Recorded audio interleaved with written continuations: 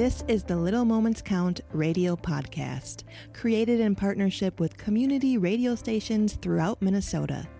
Each episode, you'll hear interviews with early childhood experts on how to support the important brain development that takes place in the first 1,000 days of life, just through little moments every day.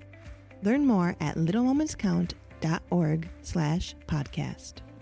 I'm your host, Andrea Pierre, and I'm really excited.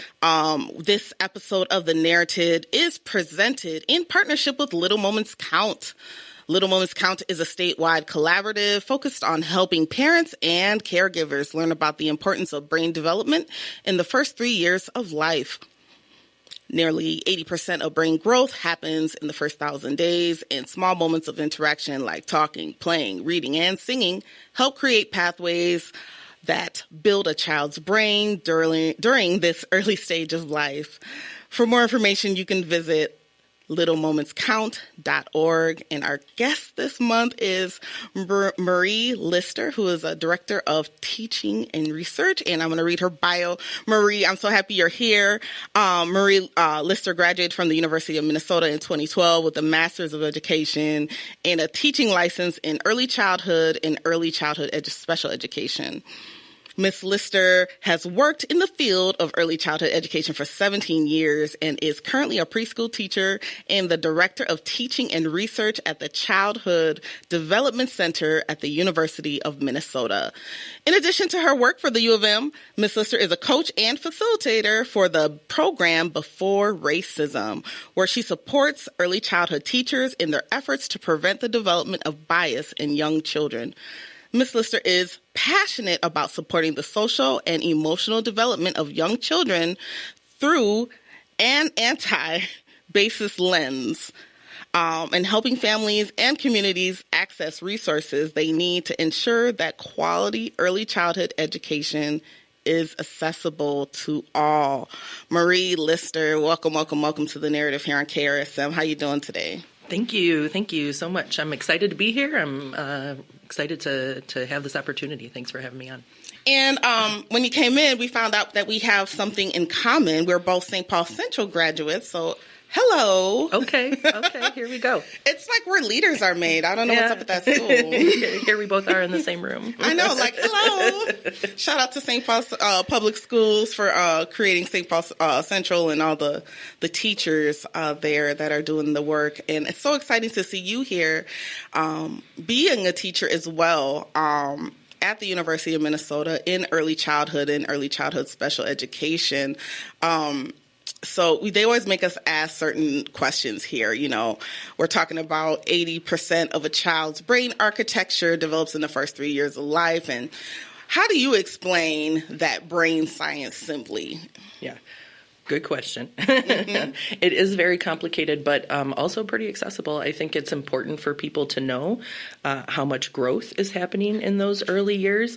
One of my favorite phrases to say, I tell all my college students about it, I tell anybody who will listen, exuberant synaptogenesis, right? Mm-hmm. Oh, it just rolls off the tongue. But in the early years, right, children's brains are ready to learn. They're malleable. They have all of these connections, right? Exuberant synaptogenesis. That means that their dendrites, their neurons, all of these connections are being formed and they're ready to learn. And what research has shown is that it's kind of a use it or lose it mentality, right? The things that we practice and that we have children practice as young children early on in their lives lay down neural pathways in their brain and make these connections and make them solid, right? And your brain is an efficient machine. And so once certain things are being practiced, you're being responded to when you cry, right? And you're learning that your needs are being met in the world. Once those pathways are laid down, the brain wants to be efficient. And so something called synaptic pruning happens, where the dendrites and the neurons and the connections that aren't being used start to kind of wither away.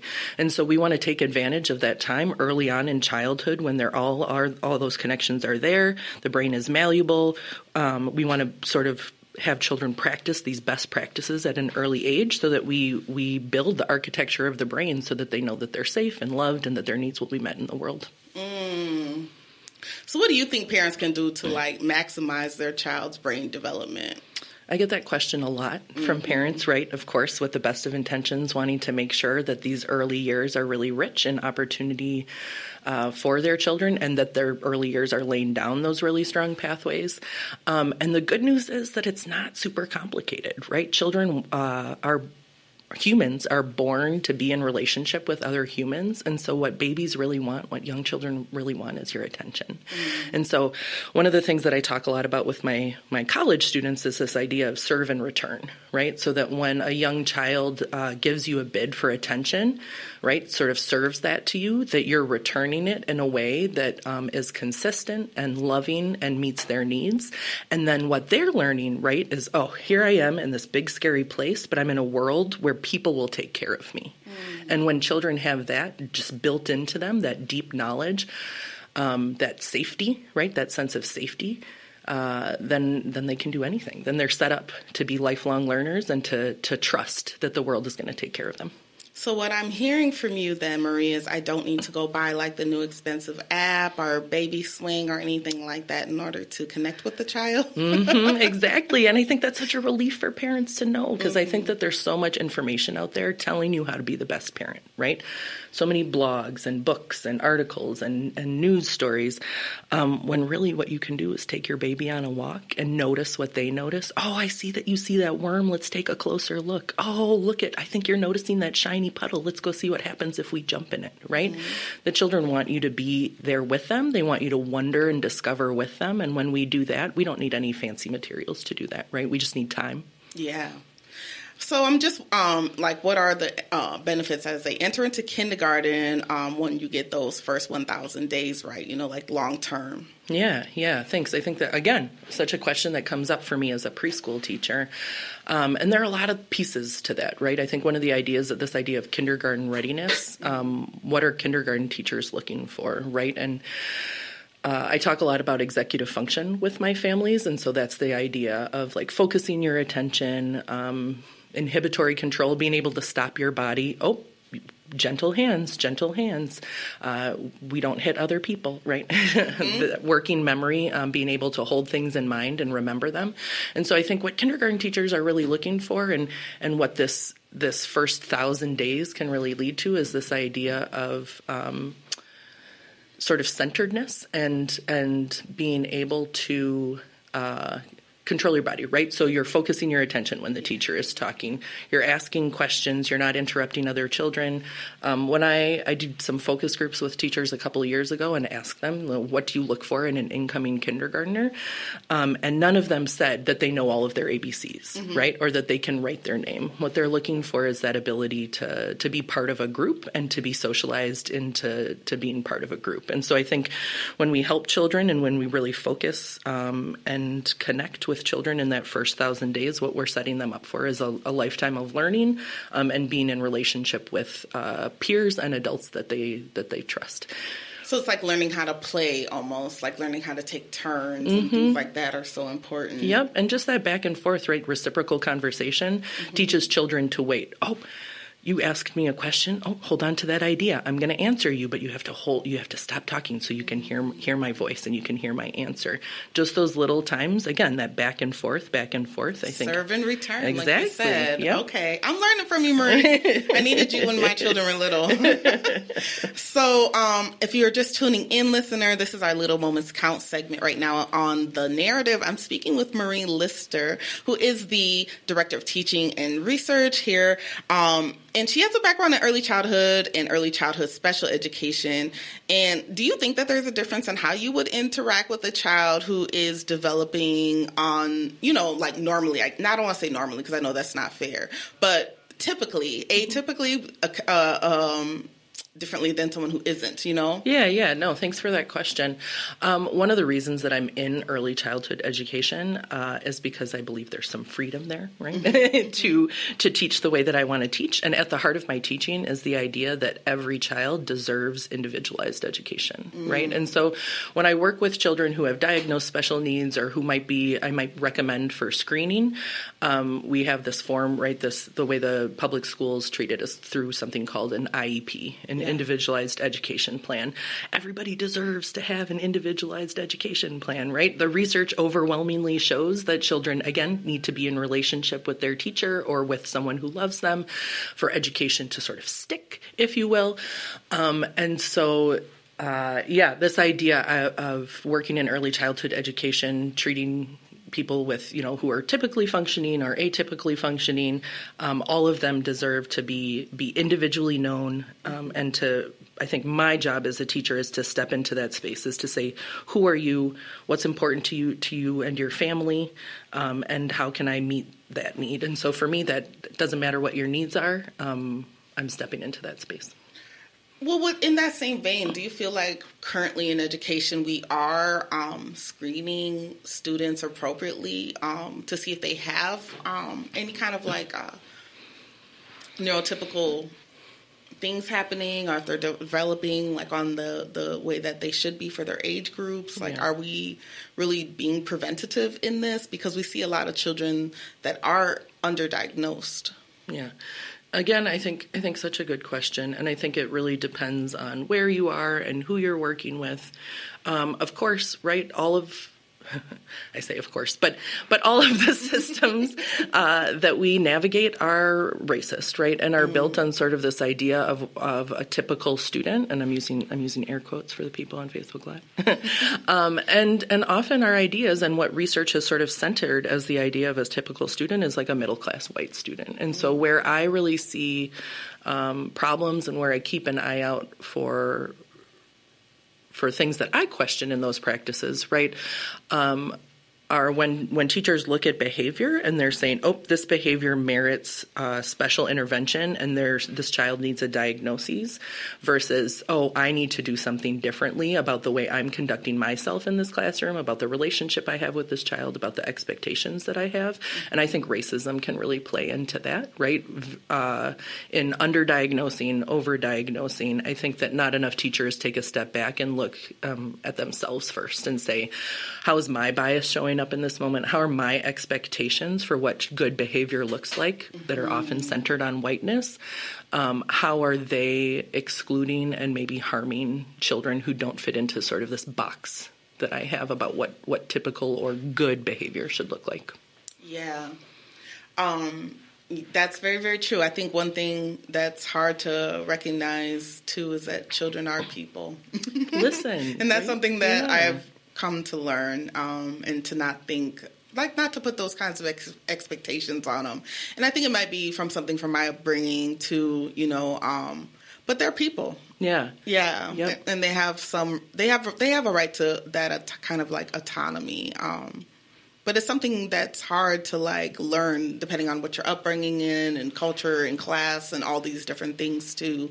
But now you know. Yeah, absolutely. So what did inspire you to this career of early childhood education and, led you to this role as Director of Teaching and Research at the Early Childhood Development Center at the University of Minnesota? It's been a long and winding path, but I think it starts, I'm the oldest of four. And I'm 10 years older than my youngest brother. And so I have really clear memories of taking care of my younger brothers and sisters, people mistaking me for William, my youngest brother's mom, when I was a teenager, right? And me kind of being like, oh, well, thank you.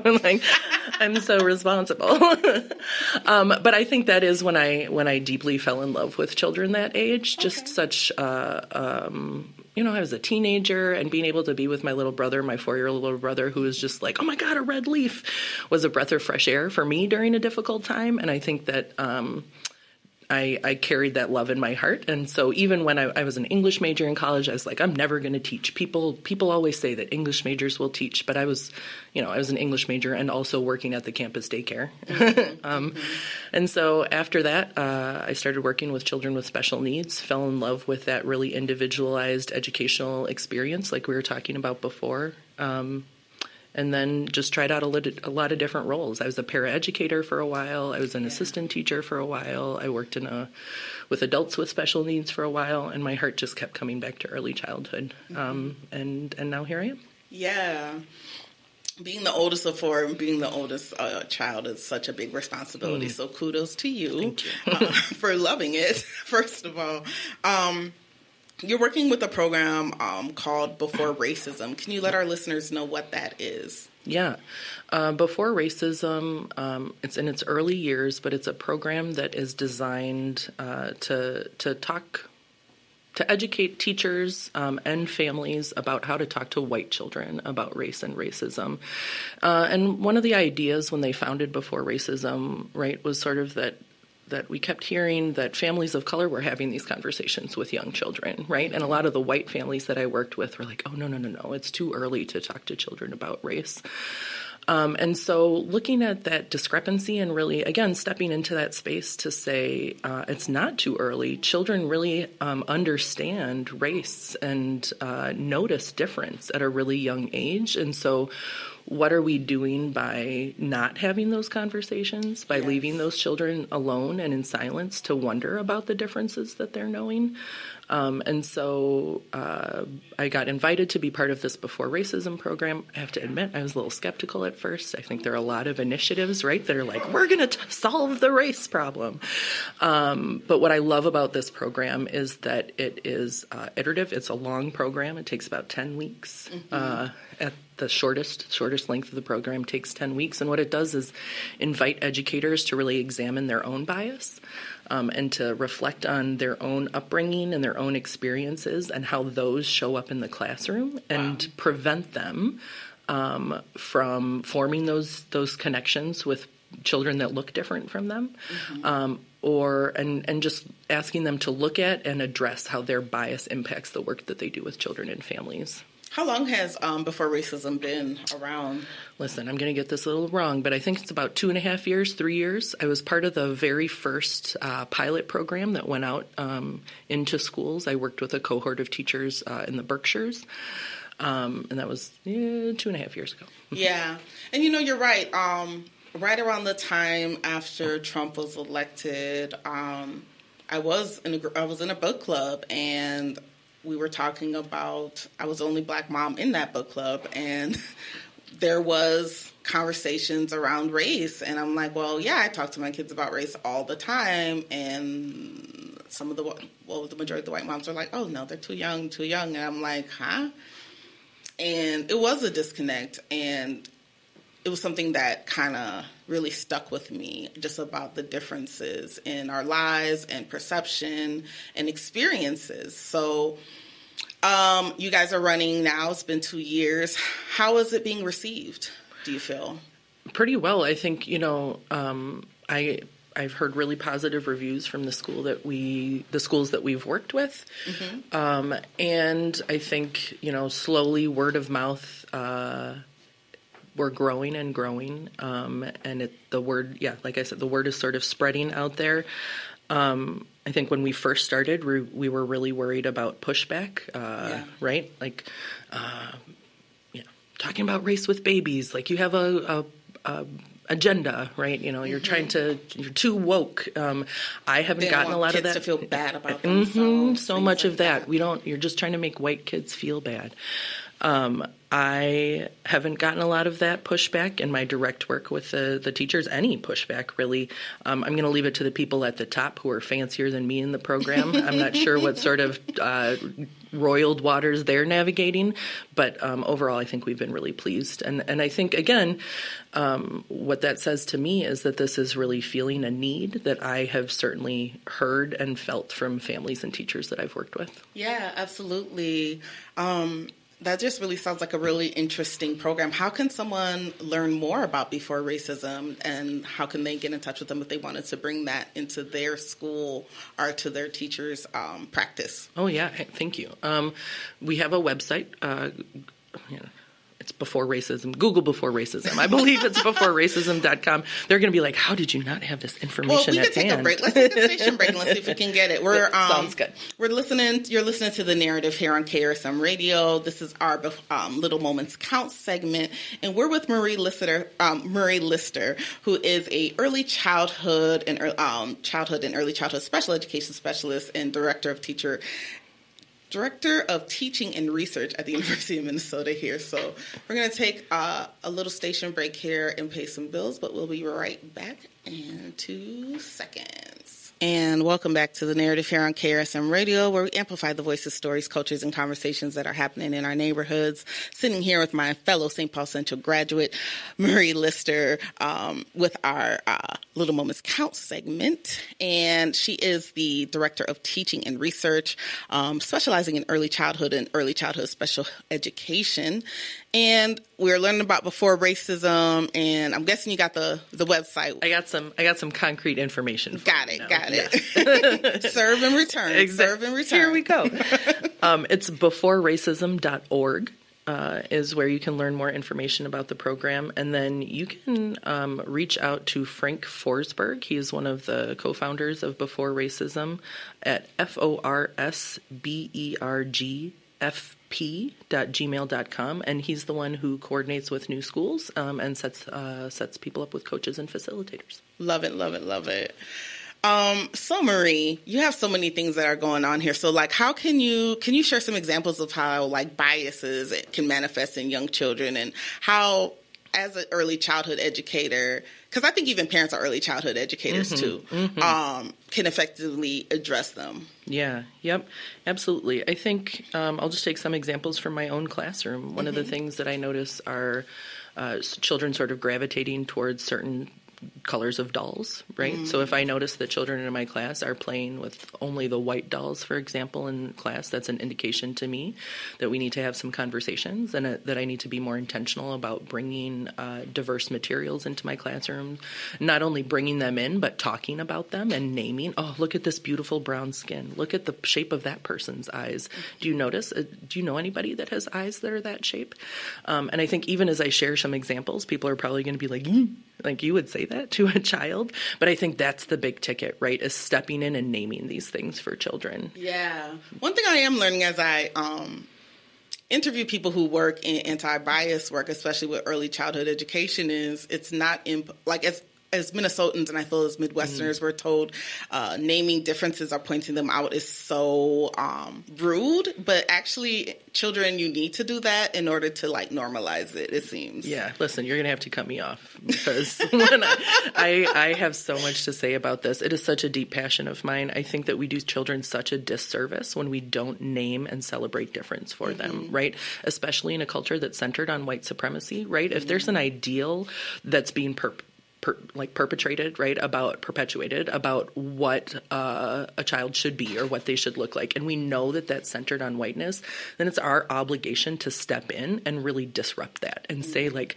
again, look at your beautiful brown skin. I'm going to read books celebrating how beautiful you are and how wonderful you are, and it feels really radical, which is ridiculous. Right? It's ridiculous that reading a book about celebrating brown skin should feel disruptive, but it is in the country that we live in and in this time, right? And so what do you say to those people who are like, well, what about the white-skinned children? How are you not, how are you making them feel? Like, how are you not saying that they're beautiful too, or also? Listen, I say that everybody's beautiful. And I think that that's a really deficit-based view of what this is, because celebrating one person doesn't mean that you're taking away from the celebration of another person, right? And so in my classroom, I'm careful to celebrate everybody, but knowing that I live in a country that's centered on whiteness, I'm especially careful to make sure that I hold space to celebrate children who are not white. And that kind of brings me to my next question is, like, what are some common misconceptions or challenges that educators face when they try to incorporate anti-bias education into the curriculum? Yeah, I think one, lack of materials and lack of resources. It takes a lot of work, right? So the Before Racism program, I think, is a good example. We're asking people to meet over the course of 10 weeks. And so there are 10 modules of learning, but the core of the Before Racism program is that you meet with a coach or facilitator for an hour to 2 hours every week, right? And so you're doing this work in community. You're saying, oh, this is where my bias shows up. This is what I'm realizing as I go over this research and materials. And so I think the sort of the misconceptions, right, are one, we need resources that are easily accessible for teachers, because teachers are busy, they're overwhelmed, and so we want things that they can grab and understand and immediately implement in their classroom. And this takes work, right? You need time to reflect, and teachers often maybe don't have that time. And then I think, two, it's a lot of fear. right? I think fear, how are parents going to react? How are my administrators going to react? Do I have the support if I'm having difficult conversations with parents? If I'm naming these things in my classroom, do I have the support of my administrators? Are they going to stand behind me if parents push back? I think that's a real fear for teachers. And then I think just, you mentioned Minnesota nice, right? I think in general, people do not want to be uncomfortable. And this requires you to step into a place where you say, okay, yes, I'm uncomfortable about this. I don't know all of the answers, but I'm gonna jump into this. I'm gonna leap into this with faith, and I'm gonna try to navigate this. And so I think there's so many factors at play, really silencing teachers' voices in this way. Mm-hmm.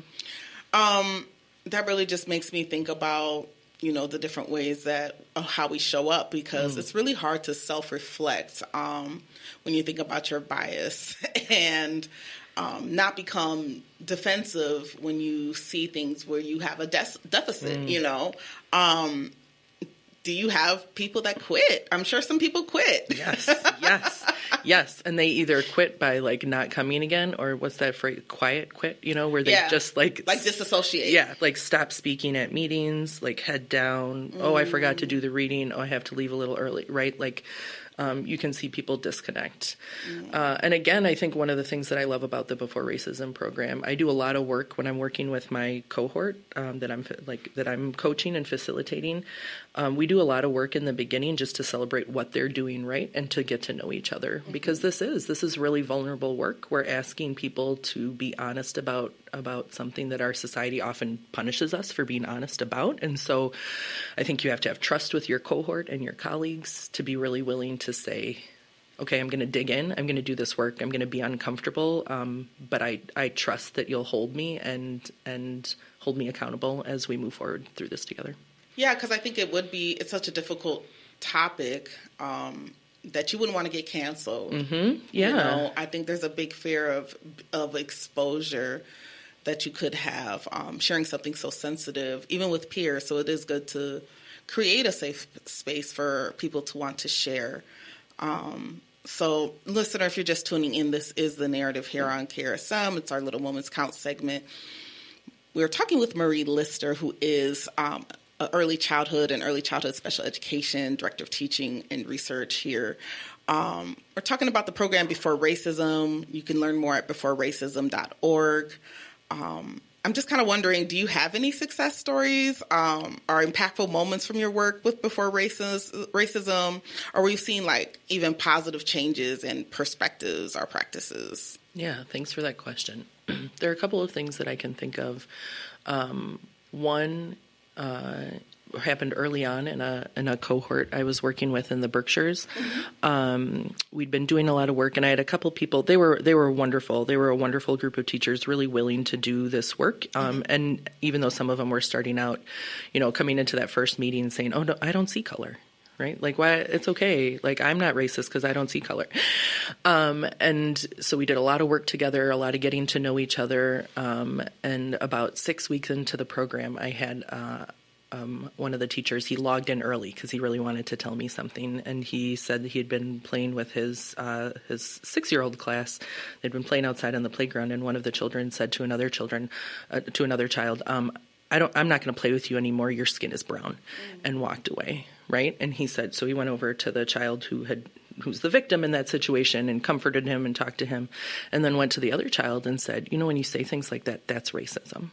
And the child said, oh, that's racism? It's not good to be racist. And he said, it's not. We're going to go talk about this, and we're going to do some repair. And I think that right there, was such a powerful thing for him, for everybody involved. But I think it was a real light bulb moment for that teacher, because we'd been talking about just this idea of naming things for children and helping them understand things that they were already living, but didn't know how to talk about. And so that child had obviously heard about racism, but this is what it looks like in practice. Children need us to make those connections for them. And we do that in so many other ways for children, right? This is what this word means. This is what you do in this situation. That to leave issues of race and racism out of it, I think is a real disservice to children. And so that light bulb moment, I think, was really powerful for him and really empowered him to keep talking about it in the classroom. Oh, this is making a difference. It's helping children understand and make connections so that they can choose how they behave in the world. What an impactful moment, too, for the student or the child, too, because they probably did hear about racism and know that it's bad, but not really understanding conceptually what it meant. And to have that teacher named it, hopefully it's something that they can carry with them, because obviously then if that's the response, that's something they didn't want to do. Yeah. Like, poor baby. Yeah, right. And it was an argument over a toy, right? They didn't know what they were saying, but being able to name it and say, this is the damage that it's doing, you are going to make a choice not to do that next time. We do not allow people to talk like that in our classroom. What a world we can create for children. Yeah, that's very, very interesting. Thank you so much for sharing that. So what resources do you find the most effective in supporting these conversations about race and bias with young children? Yeah, thanks for that question. I'm terrible at remembering names of things, so I wrote down a list of things. Hey, me too. In general, I think NAEYC, N-A-E-Y-C, like their website and the materials that they have on their website, that's the National Association for the Education of Young Children. They have a lot of really excellent resources. But other than that, it's been a lot of looking for my own, right, sort of my own education, educating myself, and then sort of marrying that to my understanding of child development and my understanding of what developmentally appropriate practice is, right? And so I try to consume media that is not written by white people and does not center whiteness.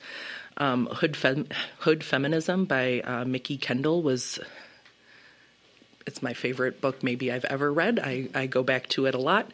Between the World and Me by Ta-Nehisi Coates. Teaching to Transgress, Education is the Practice of Freedom by Bell Hooks. Those are 3 books that I revisit often. Right, and they help me see the world differently. They keep me in check, I think, and they keep me on my toes. When I talk to people about resources, too, I also want to remind people it doesn't have to be, like, super heavy.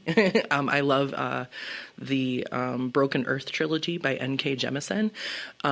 She is a female African-American fantasy writer, and she sees the world and the fantasy world in such a different way than I do, that I have read that trilogy maybe 6 times, because it makes my brain go to a different space. And I think anytime you can see the world from a different perspective, I think it opens up your world and it opens up your idea of how to interact with children. And so lots of media, lots of thinking about developmentally appropriate practice. And then I love Diane Halsey's Early Risers podcast. That keeps me grounded in early childhood education and in what's happening here in the Twin Cities around ideas of race and racism.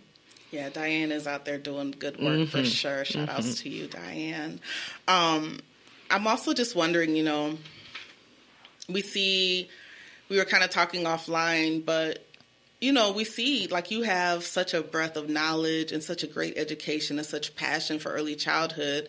And, like, we see that education is just going through it right now. Even seeing what's going through schools, all my friends who are in elementary school education, a lot of them are just going through so much. And I just do wonder, like, everyone with the higher degrees of education and things like that aren't really with the children as much. What do you think we can do? And I know it's a big question. Yeah. But you're in academia. You are a teacher. I feel like there has to be something we have to have a shift. Yes. You know? Yep. And something radical. Mm-hmm. And I don't know how whatever you're comfortable to share of your opinion, because it is an opinion. Yeah. But something obviously needs to happen. Yeah. I'm going to say it short and sweet. We need to pay teachers more. Right? One of the things that we talked about, off line here, was that teachers are promoted out of the classroom, right? Like, you start off your career and you're grinding it out and you're working long hours and you're in the classroom getting to know children. And I think the longer you are in the field and the better you get at your job, the more they offer you administrative roles and supervisory roles, right? And the less interaction you have with children. I think it demeans children, right? Children are at the center of the work that we do. The more money you make, the further you are from them. I think, too, it takes away a lot of people's motivation. People don't go into this field for the money. Most of the people I talk to go into this field because they love children. And so why would you take them away from them? But I think the truth of it is that teachers don't get paid very well. And so you advance in your career and you want to make more money. We live in a capitalist society. That's how we reward good work. And I think that a lot of that would be taken care of if we just paid teachers more money. Thank you for that. Because you do work in special education and that's part of your background and purview, how are the work of anti-racism and things like that affected when you go with the supporting therapies like PT, OT, speech? Has that been? Are you seeing the same things going on in those fields too? Yeah, thanks for that question. You're so hand in hand, right? Yeah, Especially in special ed. Yep. So the way that I interact with the special education systems, right, I have my classroom, and my classroom is an inclusion classroom, but we also partner with Minneapolis Special Ed, and I have really, really wonderful special educators from Minneapolis that come into my classroom. And so that gives me the gift of being able to set the tone, right? I'm very clear about the values of my classroom before any teacher comes into my classroom to partner with me and with my babies. We have a meeting where I'm very clear about my expectations and my priorities in the classroom. And I'm also...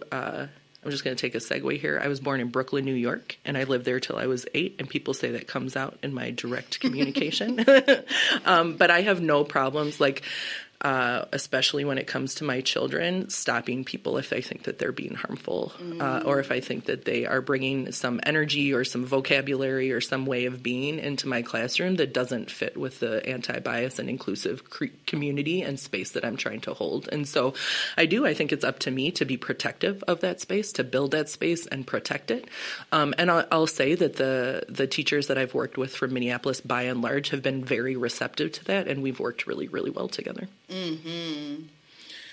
Just even for you, just reflecting on past interactions with children about race, are there any instances where you wish you'd responded differently or? Yes, absolutely. And this ties into your previous question about what gains have I seen? I think I've grown so much since I joined the Before Racism program. I have always been passionate about this work. I've always been thinking about this work, but I think that talking about it so much as a Before Racism coach and facilitator has really empowered me to show up in different ways for my children. And I can think specifically of a time in 2020. In 2020, my classroom moved all outdoors. We stayed open, but I taught entirely outdoors during the pandemic. And I had a pretty diverse class, and I had a child in my class who noticed an Asian child in our class and kept commenting on it. He looks different. Why does he look that way? And I was just like, oh, we don't need to talk about that. Oh, or I'd say, I'd either ignore it sometimes and try to distract. Oh, let's go play over here. Or I'd say, oh, I think you're noticing that he has brown hair. Let's go play over here, right? And I wasn't, that child was clearly trying to articulate something that they didn't know how to say, right? And they were coming to me with that. And I think about that a lot. As a lot of teachers do. I think we hold these things, I wake up in the night and I'm like, ugh, I could have done that differently. And I wish I had stepped into that differently for that child. And now I think I absolutely would. Mm-hmm. Yeah. I think, when you know better, you do better, right? Mm-hmm. I almost wonder too, just what challenges have you personally had in your journey? It's almost like the same question, though, but what have you had in your journey as an educator with topics of racism and bias, even in your field? Maybe even with other educators, I think when you're doing this work, sometimes you really butt heads with people you didn't even probably expect to. Mm-hmm. It'll show its head sometimes. Yep, absolutely. No, I think I run into it quite a bit. I feel really lucky to work at the University of Minnesota, where anti-bias education is just a absolute part of what we do. And I think it's our obligation to continue digging really deeply into it because we train new teachers. And so that is sort of built in. But I've certainly worked at schools where that was not the case and where I didn't feel supported by my administration. And so I regret the times that I was quiet in those situations because I feared that I wouldn't have support. It's awkward to talk about, right? To call out your fellow teachers, especially when you're trying to build camaraderie and you have, you're trying to get along, get along.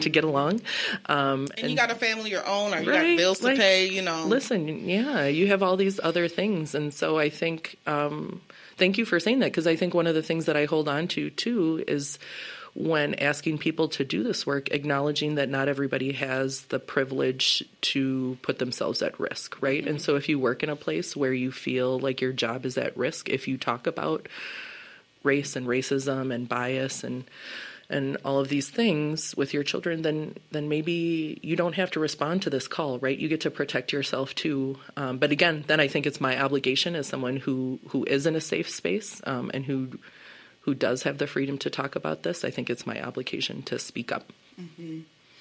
Yeah, it's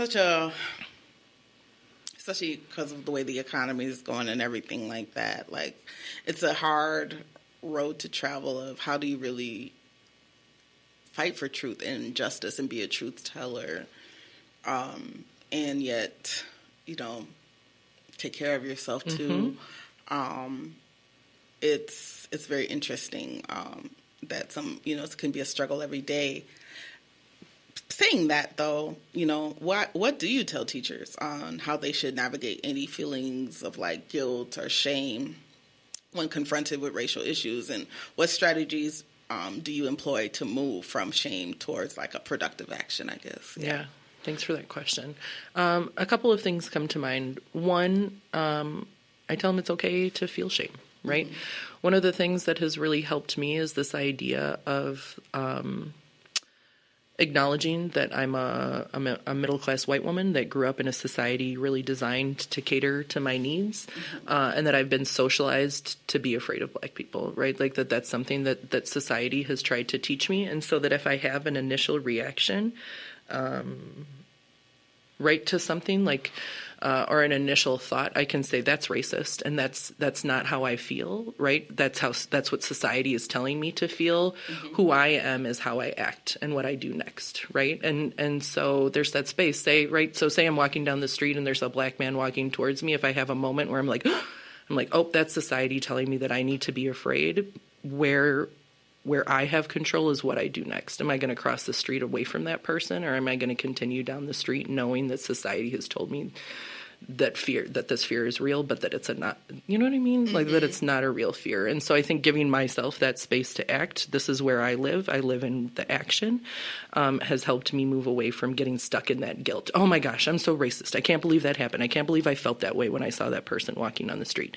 Yes, hold on to that, name it, feel how uncomfortable it makes you, and also know that the way you act, that's what I have control of. Yeah. And then I think too, just saying it's okay to feel guilty, it's okay to feel shame, but you take care of that. You find a place to take care of that. You don't give that to the Black people that you work with, right? Or the Black people they don't need to solve that for you. You need to figure out a way to navigate that for yourself, and to reconcile with that and to learn more and to do better. But that's work that you do with a best friend, with someone that you trust, not your Black coworker. Yeah. I think too, something I noticed is it would be more preferable if people weren't so like, look what I did. Oh, listen. Look what I did. Thank you. My son has a Black friend at the park that they play with. See, look what I did. I let them play with this kid. Or I find that to be somewhat annoying, but that's something that I've had in my sphere. Yeah, I see people like doing that. Panhandling, I guess is the word maybe, or showboating about it. Like, stop that girl. Or they'll bring it into work, and I have my director is a Black woman, and people often I'll see going up to her and being like, "This weekend I saw this," mm-hmm. And she's like, "It's a Monday, like mm-hmm. I gotta get scheduling done." Yeah, I gotta go to work, come home.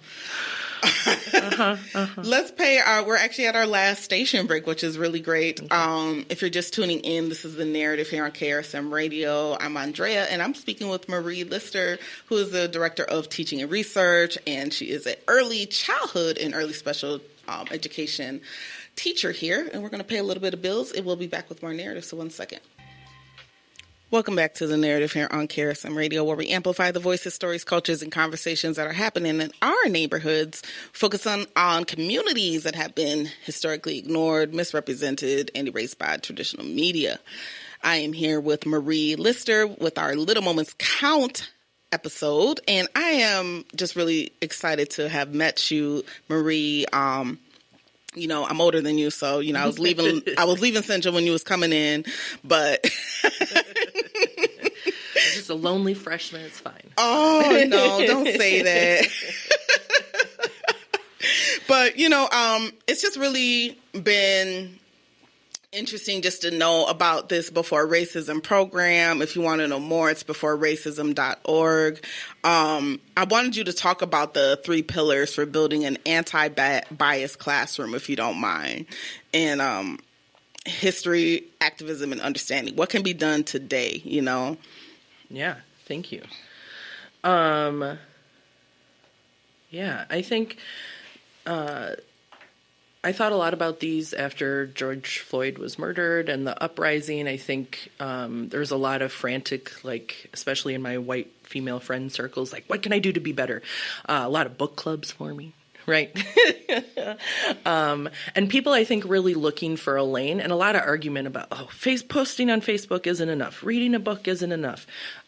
You're just marching in protests. That isn't enough. And I think I really took a step back and tried to think about, like, what is enough for me? What does my education and activism look like? And I think that any one of those lanes isn't enough, right? It takes a lot of work in different areas. And so when I think about my work around anti-racism and anti-bias education, it falls into those 3 categories for me. So I think 1, history, just learning about this country's history, local history, right? I think the Rondo neighborhood being torn apart was one of the first sort of light bulb moments for me, thinking about local history and what that meant for people that I know and went to school with, you know, at Central.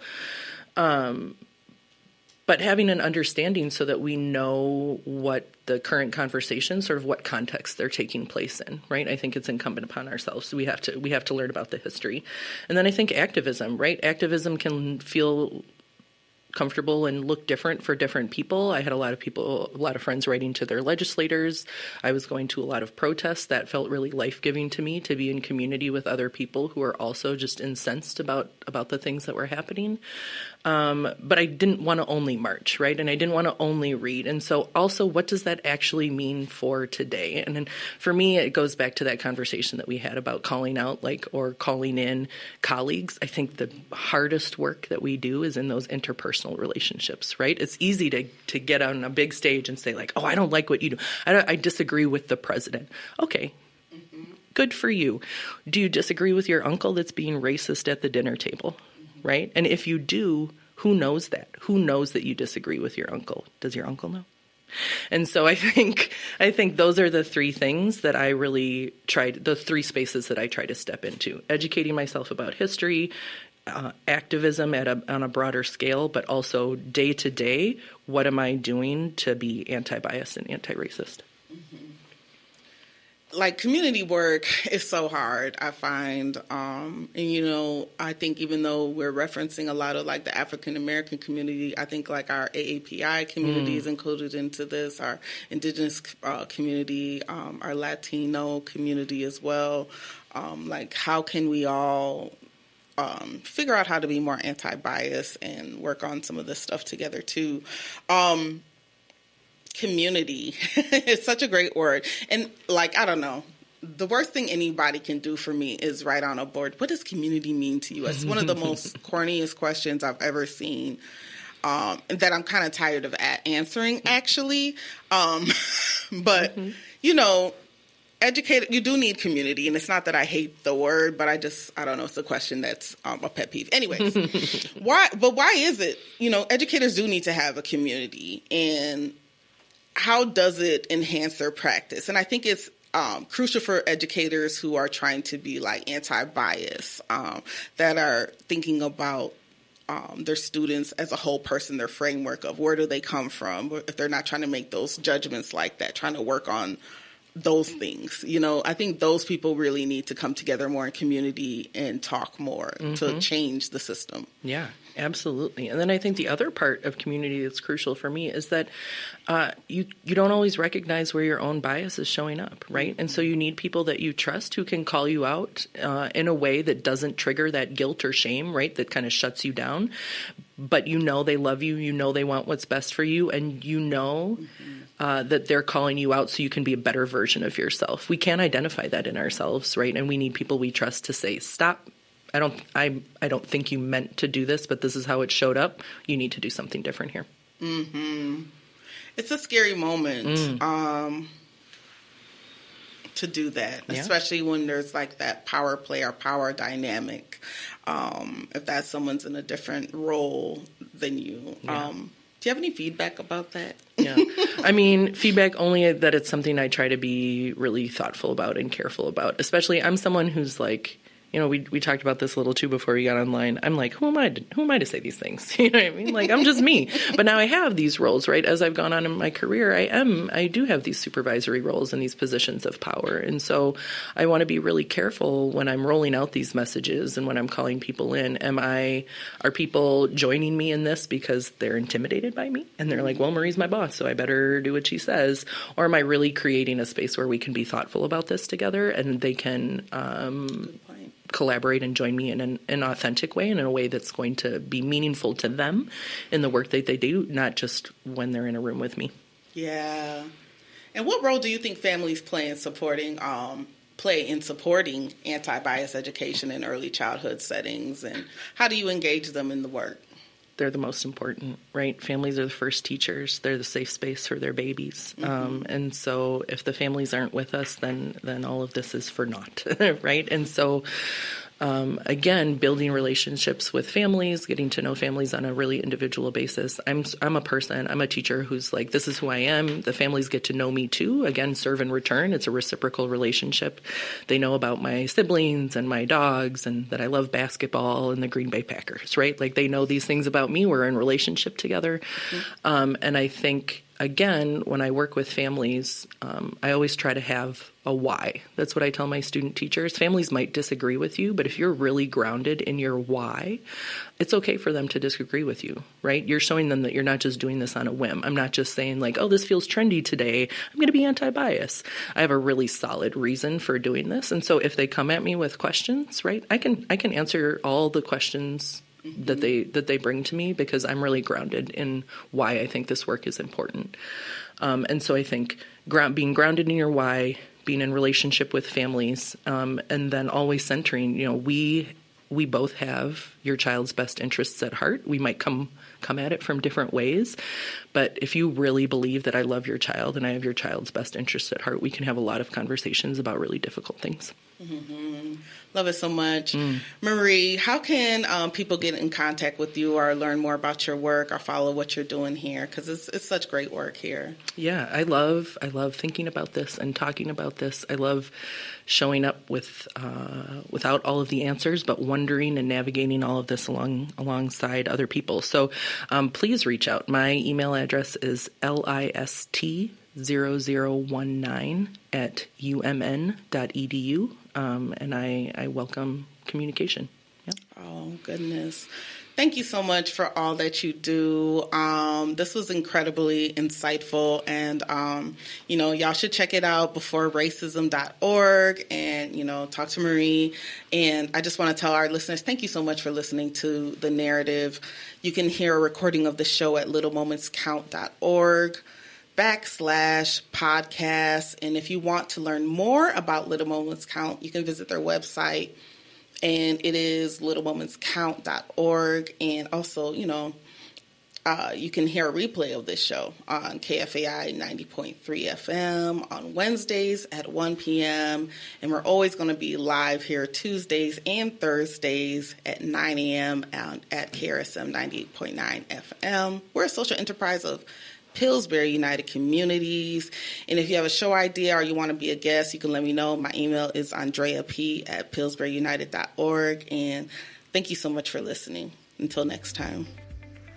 Thanks for listening to the Little Moments Count radio podcast in partnership with community radio stations throughout Minnesota.